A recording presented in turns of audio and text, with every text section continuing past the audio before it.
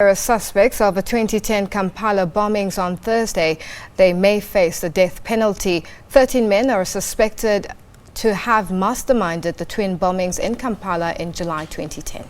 The case involves 13 men of Ugandan, Kenyan and Tanzanian origin. They are believed to have been behind twin bombings of football fans who were watching the 2010 FIFA World Cup final between Netherlands and Spain at Kyandondo Rugby Club and Ethiopian Village Restaurant in Kabalagala. Court assessors last month advised the High Court to convict 12 of the suspects on the charge of terrorism, murder and attempted murder for their alleged participation in the July 2010 attack that left 76 people dead. We are now joined by our correspondent Julius Mugambwa from Kampala in Uganda. Good evening, Julius, and thank you so much for joining us. Now, can you tell us more about tomorrow's planned court proceedings and where all this comes from?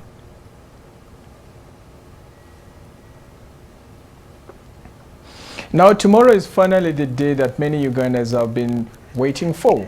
The trial has taken quite some time when the suspects have been coming from prison to court, and then we've had a number of incidences during this trial. Very notably is when the lead prosecutor in this very case was mysteriously murdered, and up to now her murder has not yet been concluded. Government has not yet come up very clear to tell us what happened to the lead prosecutor in this very case, though there's not been enough evidence to link this case to her murder. But what I should tell you, it's just a few hours before tomorrow when the 13 suspects will face the judges, and it's when the court will tell us whether these men are going to be hanged, or because death is the maximum penalty for the charges, which include terrorism, abetting terrorism, and also belonging to a terror organization, of course not mentioning murder and attempted murder. Now, Julius, you have followed this case, court proceedings very closely. What are some of the highlights, apart from what you've mentioned already? What are the highlights in this landmark case?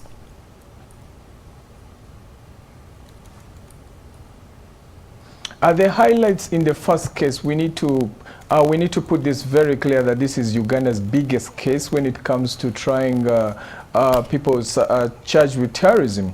It's Uganda's biggest case, and then we've witnessed heavy security deployment from the prisons to the way when they've been bringing suspects to court, and also the court has been largely, there's been heavy deployment around court.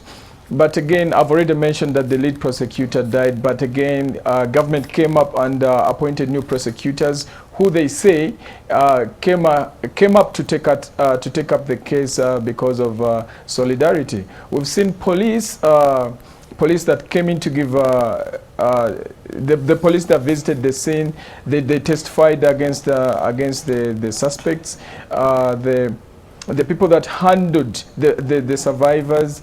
At a certain point, some of the witnesses that came to court were breaking down. One police officer actually said he's the one that collected the bodies and some of the places where the bombs went off. And he said up to this time he's still traumatized. So we look forward to see what will happen in court tomorrow.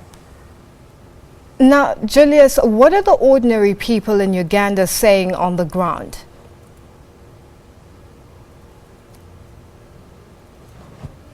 People in Uganda are really waiting to see that the decision that the court will make, because in the first place, something I should have mentioned actually in the previous question that you asked me, two people came up and really pleaded guilty.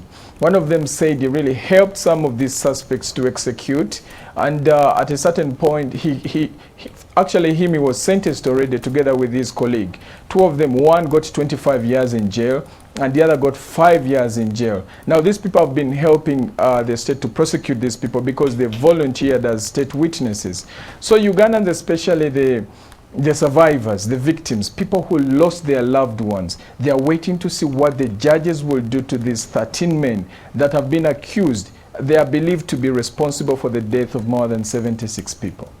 Now, how did the attack affect Uganda's security? You mentioned earlier the fact that there would be heavy security around the court precinct. To this date, how has Uganda managed to avoid a similar incident despite related attacks in neighboring Kenya?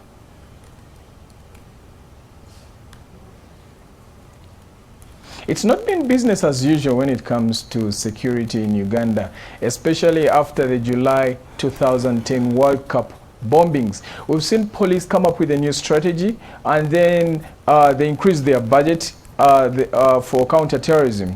The counterterrorism department has been much more active and engaging with other security agencies, not just in Uganda but also across the region. Uganda has also moved forward.